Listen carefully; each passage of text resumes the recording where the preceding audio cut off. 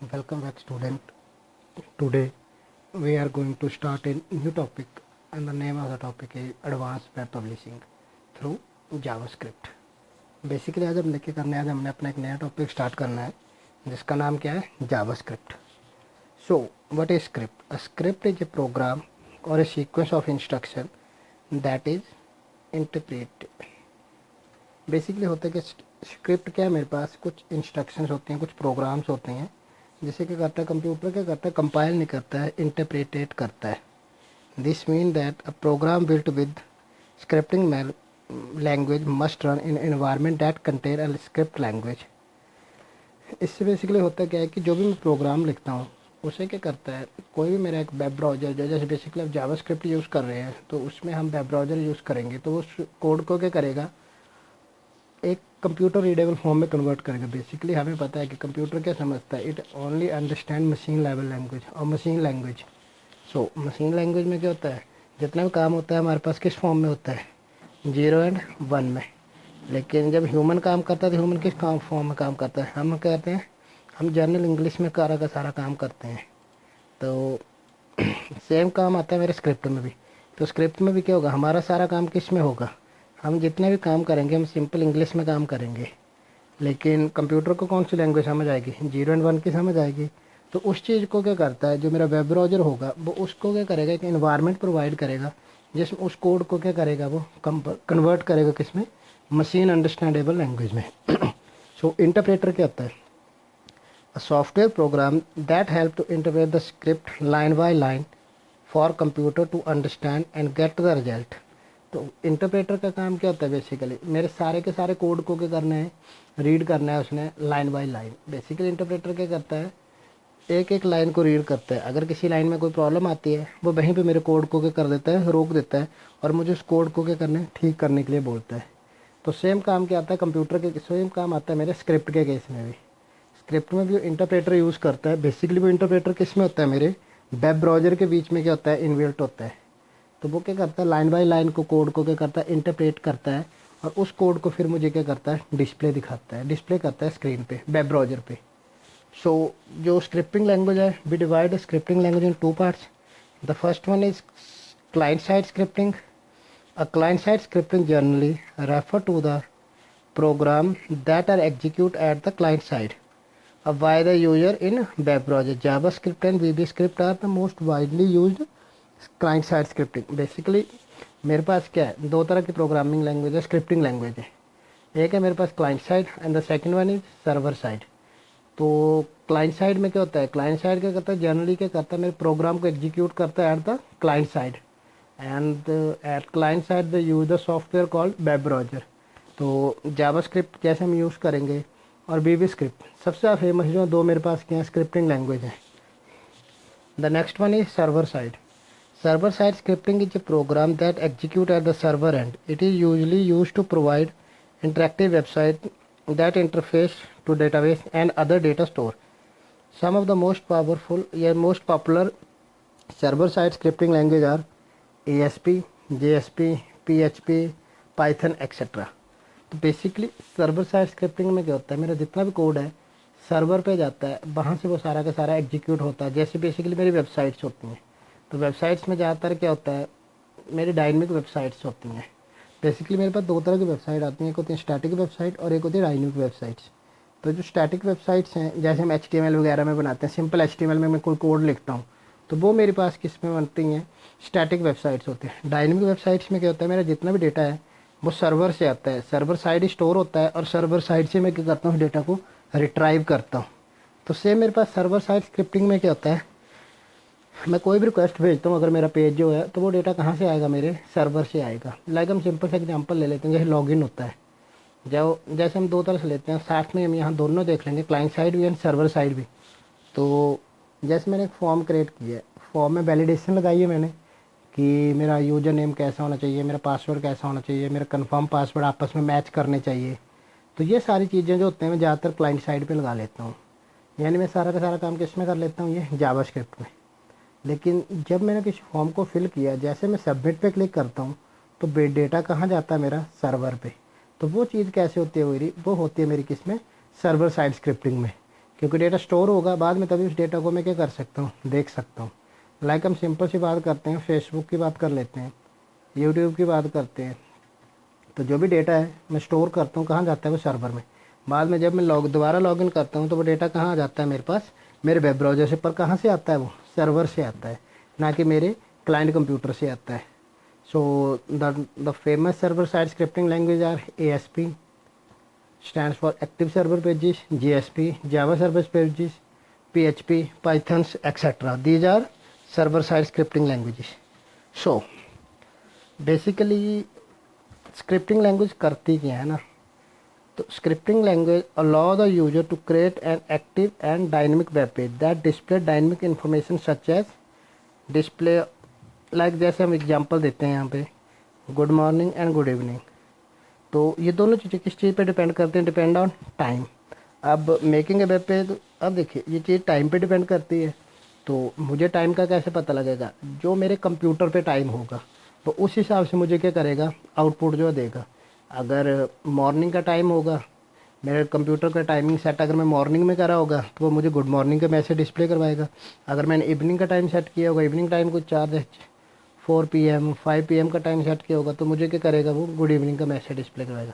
All these things depend on the time and the time of my server, and at that situation at that time server is my computer. तो उस time जो server होगा वो कौन सा होगा, मेरा कंप्यूटर होगा। तो वो चीज़ आ जाती है मेरे पास। And the second example, a web page ask the question, respond how the user answer them, validate data, take input from the user, check the data, make sure that it is valid and meet certain criteria and much more। एक चीज़ आती है, जैसे मैं simple से मैंने जैसे form की बात की, फॉर्म में मैं कोई भी इनपुट करता हूँ तो इनपुट में क्या होगा, मैं कोई ना कोई डेटा रखता हूँ। तो वो डेटा जो है वो वैलिड है कि नहीं है, वो उसे क्या करना होता है, मैंने चेक करना होता है। तो वो चेक हम कैसे कर लेते हैं, क्लाइंट साइड पे कर लेते हैं हम चेक। जैसे हम सिंपल एग्जांपल ले लेते हैं, लाइक ईमेल एड्रेस। तो ईमेल एड्रेस का सिंपल सा रूल है कि जैसे मैं बोल देता हूँ ईमेल एड्रेस, ईमेल, तो ईमेल का सिंपल सा रूल होता है कि @ जो उसमें लगेगा ही लगेगा। तो इस चीज़ को मैं चेक कर सकता हूँ। अब दो चीज़ें आ गई मेरे पास, @ के पहले क्या होगा, मेरे ईमेल एड्रेस होगी, नाम होगा, और इसके बाद क्या होगा, मेरे पास डोमेन होगा, जैसे google.com हो गया या मेरा याहू हो गया डोमेन। और इस साइड क्या होगा, मेरा नेम। जैसे मैं कोई भी आईडी बनाता हूँ, जैसे मैंने बना ली HTTPS बना ली या कुछ भी आईडी बना ली, तो वो यहाँ पे आएगी। तो ये चीज़, तो एक रूल है, ये रूल मुझे फॉलो करना ही पड़ेगा। अगर मैं डोमेन की बात करता हूँ तो डोमेन हमेशा क्या होगा, .com, ये चीज़ें उसमें लगी होंगी। .com हो सकता है, .edu हो सकता है, .in हो सकता है। तो ये सारी वैलिडेशन मैं क्या कर सकता हूँ, क्लाइंट साइड पे चेक कर सकता हूँ। मुझे इन चीज़ों के लिए सर्वर साइड जाने की ज़रूरत नहीं है। तो ये सारा काम कौन करेगा, मेरे वेब ब्राउज़र पे जब मैं कोई फॉर्म बनाऊंगा या कुछ भी बनाऊंगा, ये सारा चेकिंग का काम कौन करता है, मेरा ये सारा काम करता है मेरी कोई भी स्क्रिप्टिंग लैंग्वेज। तो जो हम लोग पढ़ेंगे वो स्क्रिप्टिंग लैंग्वेज हमारी JavaScript. So what are the basic advantages and disadvantages of JavaScript. तो JavaScript give HTML designer a programming tool. It is a scripting language with very easy simple syntax। अब देखिए जावास्क्रिप्ट क्या करते हैं, एक programmer को एक सिंपल सा टूल प्रोवाइड करती है जिसकी हेल्प से हम बहुत बड़े बड़े कोड लिख सकते हैं। बेसिकली अगर आज हम बात करते हैं तो जावास्क्रिप्ट क्या है, ज़रूरी नहीं कि क्लाइंट साइड पे काम करते हैं। जावास्क्रिप्ट के आगे कुछ अलग लाइब्रेरीज या कुछ लैंग्वेजेस आ चुकी हैं, जैसे Node.js ले लेते हैं, एक जावास्क्रिप्ट के फ्रेमवर्क पे काम करती है, वो एक लाइब्रेरीज पे काम करती है, वो सारा का सारा काम सर्वर साइड भी करती है। तो ये चीज़ आ जाती है, ज़रूरी नहीं कि स्क्रिप्ट जो है हमेशा क्लाइंट साइड ही होगी, सर्वर साइड भी हो सकती है। लेकिन हम जो रीड कर रहे हैं we are just read client side scripting. So very simple syntax, syntax में लिखने के रूल्स एंड रेगुलेशन बहुत सिंपल है, इसके कोई बहुत ही हार्ड एंड फास्ट नहीं है। It put the dynamic text on the HTML page. Basically page पे क्या करता है, डायनेमिक टेक्स्ट जो मुझे प्रोवाइड करता है। डायनेमिक टेक्स्ट मीन जो भी टेक्स्ट है मेरे पास कहाँ से आता है, सर्वर से आता है। अब बेसिकली उस टाइम सर्वर क्या है, मेरा कंप्यूटर जो होगा अपना, वो मेरा क्या करता है, सर्वर ही होता है। Read and change the contents of HTML element. अब ये क्या करता है, जो मेरे HTML के एलिमेंट में यूज़ करता हूँ उनको सेटिंग को चेंज कर सकते हैं। जैसे हम लाइक सिंपल एग्जांपल लेते हैं, कि मैं बैकग्राउंड कलर यूज़ करता हूँ, बीजी कलर यूज़ करता हूँ। तो बीजी कलर क्या करता है, मेरे कलर को चेंज करता है। तो मैं क्या करता हूँ, एक ऐसी स्क्रिप्ट लिख सकता हूँ, जावा स्क्रिप्ट लिखूँगा कि थोड़े थोड़े टाइम के बाद, जैसे 10 सेकंड 15 सेकंड के बाद क्या करेगा, मेरे वेब ब्राउज़र का जो बैकग्राउंड कलर है वो चेंज होता रहे। तो उसके लिए मुझे क्या करना पड़ेगा, कोई हार्ड एंड फास्ट टूल नहीं बनाना पड़ेगा, हार्ड एंड फास्ट को कोड नहीं करना पड़ेगा। मैं सिंपल सी स्क्रिप्ट लिखूँगा और उसको भी क्या करता रहेगा, बार बार क्या करता रहेगा, उस पेज का कलर चेंज होता रहेगा। लाइक ये चीज़ें मैं बनाऊँ, हम करेंगे सिंपल सिंपल एग्जाम्पल इसके। बेसिकली सिलेबस में तो नहीं होंगे हमारे, लेकिन हम थोड़ा सा देख लेंगे प्रैक्टिकली रियल वर्ल्ड में कैसे काम करती है। The use to validate data, like मैंने पहले कहा कि जो वैलिडेशन से लगानी है। जैसे हम सिंपल सी बात करते हैं, पासवर्ड की बात कर लेते हैं कि एक मैंने पासवर्ड रखा 123, इसी पासवर्ड को मैंने कंफर्म भी करवाना है 123 के साथ ही। तो इस चीज़ को देखिए, कई बार होता है ना, जब हम user name create password create करते हैं तो बोलता है enter your password, then second line में आता है, सेकंड रो पे होता है कंफर्म पासवर्ड। तो वहाँ पे उस चीज़ को मैंने क्या करना होता है, मैं सिंपल सा एट्रीब्यूट यूज़ कर सकता हूँ, एक डबल इक्वल टू। ये क्या करेगा, उन दोनों को क्या करेगा, इक्वल करेगा कि जो मेरा पासवर्ड है और जो मेरा कंफर्म पासवर्ड है दोनों क्या है, अगर इक्वल है, अगर एक से हैं तो वो क्या करेगा, ट्रू है, अगर एक से नहीं है तो फॉल्स है। तो इस चीज़ के लिए मैं क्या यूज़ करूँगा, स्क्रिप्ट यूज़ करूँगा, जावा स्क्रिप्ट यूज़ कर सकता हूँ। JavaScript use to detect visitors on the web browser. Basically एक वेबसाइट पे कितने यूज़र विजिट करते हैं, तो इस चीज़ के लिए हम क्या कर सकते हैं, हम सिंपल जावा स्क्रिप्ट का कोड लिख सकते हैं। इसके लिए मुझे सर्वर साइड कोड की कोई ज़रूरत नहीं है। तो वो काम भी हम किससे कर सकते हैं, जैसे हम कई बार देखते हैं कई वेबसाइट्स में बिल्कुल नीचे फुटर में यहाँ जैसे विजिटर्स का लिस्ट आती रहती है, कुछ न्यूमेरिक वैल्यू आ जाती हैं, जैसे विजिटर लिखा होता है कि कितने लोग विजिट कर रहे हैं, और यहाँ पे वैल्यू आ जाती है जैसे 1 2 3 4। जैसे यानी कि मैं बोलता हूँ कि इस वेबसाइट पे 12,345 यूजर्स क्या कर चुके हैं, विजिट कर चुके हैं। तो ये चीज़ भी हम किससे कर सकते हैं, जावास्क्रिप्ट के साथ जो ये यूज़ कर सकते हैं। It can be use to create cookies, JavaScript के साथ ही हम कुकीज़ यूज़ कर सकते हैं। लाइक अगर आप लोग ने देखा होगा, जब भी हम किसी वेबसाइट को ओपन करते हैं आज के टाइम पे, तो वहाँ पे मुझे हमेशा वो हो रहा है कि ये वेबसाइट क्या करती है, कुकीज़ एक्सेप्ट करती है। तो हमें उसे ओके करते हैं, इग्नोर करते हैं, जो भी करते हैं। तो वो कुकीज़ भी हम किस में बना सकते हैं, जावास्क्रिप्ट। बेसिकली कुकीज़ क्या होते हैं, कुछ छोटा सा कोड होता है जो कि मेरे क्लाइंट साइड कंप्यूटर में क्या करता है, स्टोर होता है। लाइक मेरे यूज़र नेम, पासवर्ड्स, कुछ ऐसी चीज़ें जो मुझे विजिट करनी होती हैं, तो वेबसाइट उसे क्या करती है, मेरे कंप्यूटर में स्टोर करके रख सकती है। So these are some advantage और features of JavaScript. The next one is disadvantage of. The first one is security issue with JavaScript. JavaScript के साथ हमेशा सिक्योरिटी का इशू रहा है, क्योंकि क्लाइंट साइड है तो सिक्योरिटी की इतनी सिक्योर नहीं मानी जाती, क्योंकि क्लाइंट साइड पे सिक्योरिटी बिल्कुल नहीं होती। क्योंकि सिक्योर हमेशा डेटा कब होगा, जब वो किसी डेटाबेस में या किसी सर्वर में पड़ा होगा। दूसरा, client side JavaScript does not allow to read and write the file. Basically हम फाइल्स के साथ काम नहीं कर सकते हैं, जैसे फाइल क्रिएट करना, ओपन करना, रीड करना, बस कोई भी काम हम जावास्क्रिप्ट के अंदर नहीं कर सकते।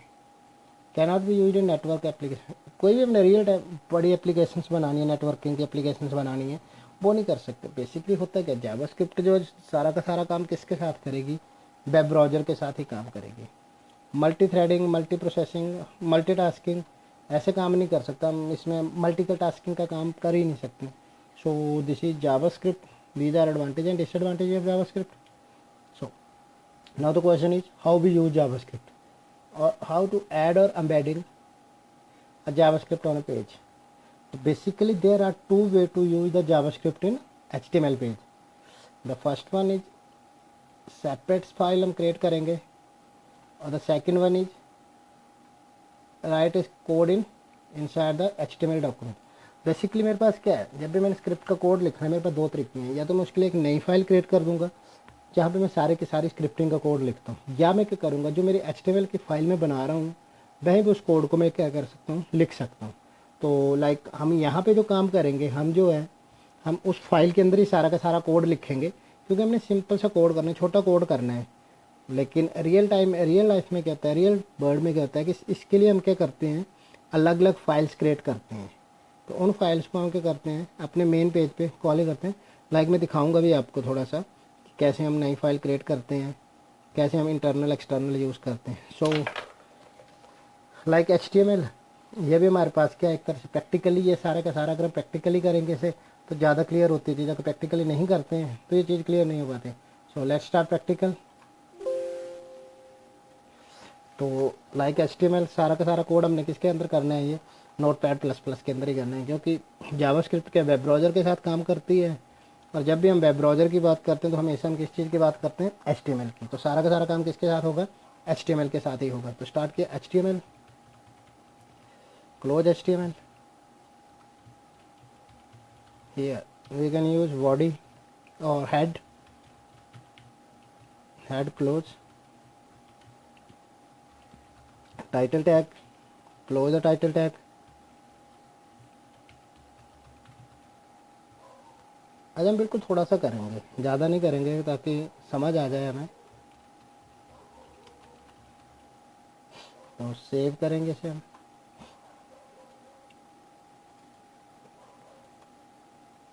मैंने लिख दिया जावा स्क्रिप्ट demo.html, क्योंकि देखिए HTML का पेज बना रहे हैं तो हम इसी के अंदर सारा काम करेंगे लाइक ऐसे, ठीक है। So no minimize application, go to file and open the file. The name of the file is JavaScript demo. तो ये मेरे पास फाइल है ना। तो अब देखिए, जब भी हम ना जावास्क्रिप्ट का कोड लिखते हैं ना, मेरे पास जावास्क्रिप्ट का कोड लिखने के दो जगह हैं, दो तरीके हैं। जैसे मैंने कहा ही है कि या तो हम इनसाइड द पेज ही लिख लेंगे सारा का सारा, या हम उसके लिए क्या करेंगे, एक्स्ट्रा पेज बनाएंगे। तो हम सारा इसी पेज के अंदर सारा कोड लेंगे, और हमने छोटा कोड लिखना है, कोई बहुत बड़ा कोड तो नहीं लिखना है, ठीक है। अब दूसरा तरीका आता है मेरे पास, तो सेकंड थिंग आती है मेरे पास कि जो जावास्क्रिप्ट का कोड हम दो जगह लिख सकते हैं। या तो उसे हम क्या कर सकते हैं, यहाँ पे हेड टैग के अंदर लिख सकते हैं, या उसे हम बॉडी टैग के अंदर लिख सकते हैं। दोनों जगह कहीं भी लिख सकते हैं। तो हम प्रैक्टिकली इसमें करके देखेंगे दोनों में ही। तो ज़्यादातर हम इस कोड को क्या करते हैं, हेड के अंदर ही लिखते हैं। तो बॉडी के अंदर भी लिख सकते हैं, नॉट ए बिग डील, लेकिन हम इसे हेड के अंदर ही लिखेंगे। तो लिखेंगे कैसे, है ना। तो सबसे पहले स्क्रिप्टिंग लैंग्वेज यूज़ करें तो मुझे उसे बताना है स्क्रिप्ट। तो स्क्रिप्ट का एक प्रॉपर टैग है, तो इस टैग को मैंने क्या करना है, स्क्रिप्ट क्लोज भी करना है इस टैग को। हाँ, एक चीज़ आप लोगों ने ध्यान रखनी है ना, कि कोशिश ये करनी कि इसके लिए मेरे पास वेब ब्राउज़र क्रोम या एज या फायरफॉक्स वगैरह ही हों।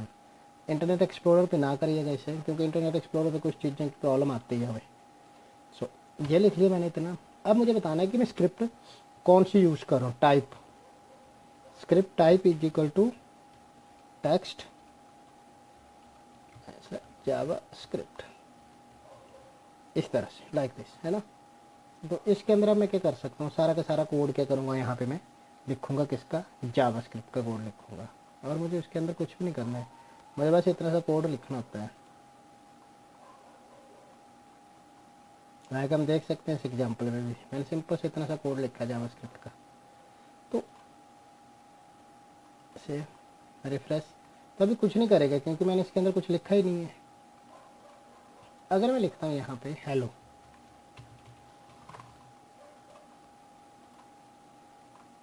क्या हुआ, नया डिस्प्ले हुआ ना। क्यों, क्योंकि मैं किसके अंदर लिख रहा हूँ, स्क्रिप्ट के अंदर। तो स्क्रिप्ट के अंदर लिख रहा हूँ तो इसका कोई ना कोई सिंटैक्स होगा। तो हम सबसे पहले सिंपल लिख रहे हैं। पहले तो देख ले कमेंट लगाने का तरीका, कमेंट से में ऐसे लगाएंगे इसमें अंदर भी।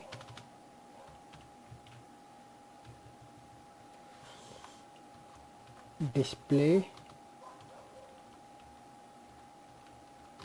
द मैसेज, तो हम सिंपल एक डिस्प्ले करवाएंगे मैसेज। तो मैसेज डिस्प्ले करवाने के लिए जो मेरे पास कोड है वो है डॉक्यूमेंट डॉट राइट। हम सारा का सारा कोड किसके अंदर लिखेंगे, इस चीज़ के अंदर, किसके अंदर, डॉक्यूमेंट डॉट राइट। ये एक फंक्शन है मेरे पास जिसके अंदर हम क्या लिखेंगे, कोड लिखेंगे। मैंने लिख दिया यहाँ हेलो जावा स्क्रिप्ट, हेलो जावा स्क्रिप्ट। तो मैं इसके अंदर क्या लिख रहा हूँ, इस कोड को लिख रहा हूँ। Now I have save this code and go to here and refresh. तो ये देखिए मेरे पास सिंपल एक सा क्या आ गया, मैसेज लिख के जो है आ गया। तो ये कोड, ये मैसेज किससे आया मेरे पास, इस फंक्शन की वजह से आया जिसका क्या नाम है डॉक्यूमेंट डॉट राइट। तो बेसिकली बोल क्या रहा है, जो मेरा एक डॉक्यूमेंट है ये वाला, उसके अंदर क्या करो, राइट करो क्या, जो भी इस ब्रैकेट के अंदर मैं चीज़ लिखता हूँ तो ये चीज़ आ जाती है मेरे पास। ठीक है, तो अब मैं एक और लाइन लिखता हूँ यहाँ पे,